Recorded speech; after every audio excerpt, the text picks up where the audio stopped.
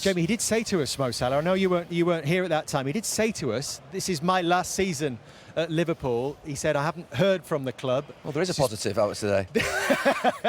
This is my last appearance at Old Trafford, but it almost sounded a little bit like he was waiting. He didn't sound like nothing, Dave. Stop trying to instigate. So he's over there trying to instigate some. He said what he said. Look, you answer it, but look, I personally, I don't know, man. I mean, we've just been speaking on the podcast, and I think Mo Salah is obsessed a little bit like Ronaldo in scoring records, appearance records, longevity in the game. And I think for most of us, you think when you get to 35, you're sort of done in football. I think the way that lad looks after himself, I think he's probably looking at maybe playing till he's 40 or certainly late 30s. I don't think a Saudi situation, if you like, is on the cards next season for Mo Salah. He's too good a player. He's playing in the best league in the world. He's playing for one of the biggest clubs in the world.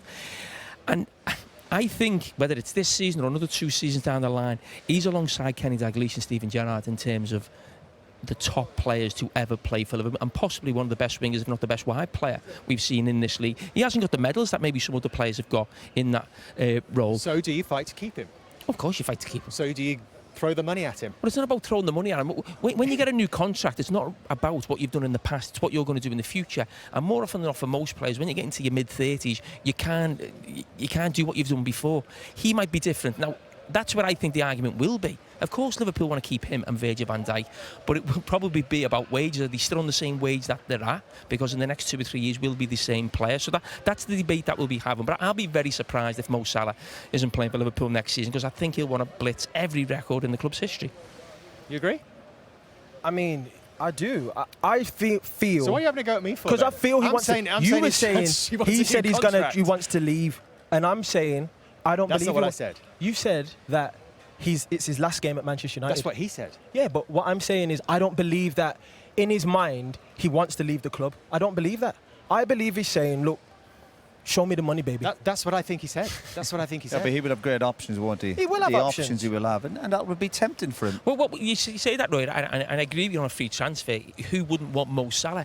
But I just think in the Premier League now is so strong, and that if you're in the top 4 in the Premier League and you're in the Champions League the following season, you've probably got a decent chance of getting to the quarters, semis. Who else is...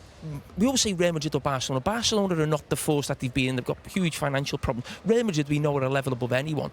Would they bring in Mo Salah at his age? He's gone abroad before, hasn't he? So his experience gone abroad before. And again, sometimes family decisions, lifestyle.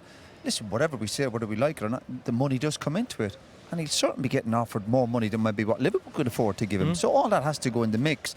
But when he was here, he was quite chirpy and quite happy, as he would be after a good result.